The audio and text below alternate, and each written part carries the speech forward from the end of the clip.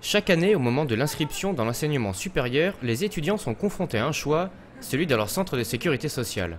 Et bien souvent, la sélection est aléatoire. C'était celle qui était la plus répandue chez les étudiants, donc j'ai vu ça comme une garantie, une sécurité, donc je me suis dit bon, autant prendre celle-là par rapport à l'autre. C'est l'école qui m'a proposé la SMEREP.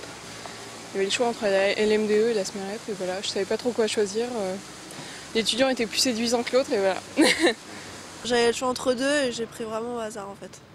Voilà. On m'en a présenté deux, donc la LMDE, la SMEREP. J'ai comparé l'une à l'autre et la LMDE me paraissait mieux. Après, c'est une question de choix. Je pense qu'elles apportent toutes les deux à peu près la même chose, les mêmes avantages, les mêmes assurances. Plutôt au hasard.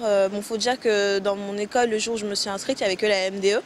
Donc j'ai pris plutôt au hasard. Donc voilà. C'était plus par rapport à tout ce que tout le monde prenait en fait. Sauf cas exceptionnel, l'affiliation à la sécurité sociale étudiante est obligatoire et coûte 200 € pour l'année 2010-2011. Les remboursements sont gérés par les mutuelles étudiantes qui proposent aussi des complémentaires.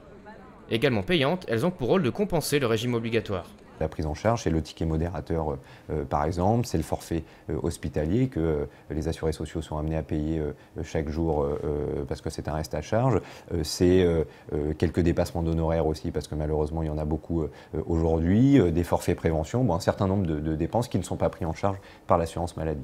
Le remboursement par exemple des préservatifs masculins et féminins.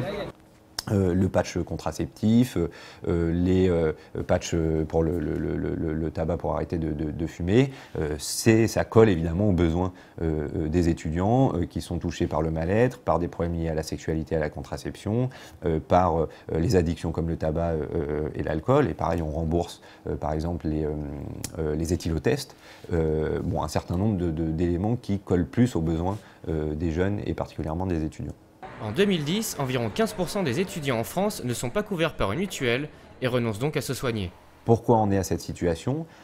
En premier lieu, en raison de la situation sociale des étudiants, c'est-à-dire que lorsque l'étudiant a payé ses frais d'inscription à l'université, son logement qui pèse 60% de son budget, il faut qu'il mange quand même ses fournitures scolaires. Les arbitrages financiers se font sur les loisirs et sur la santé.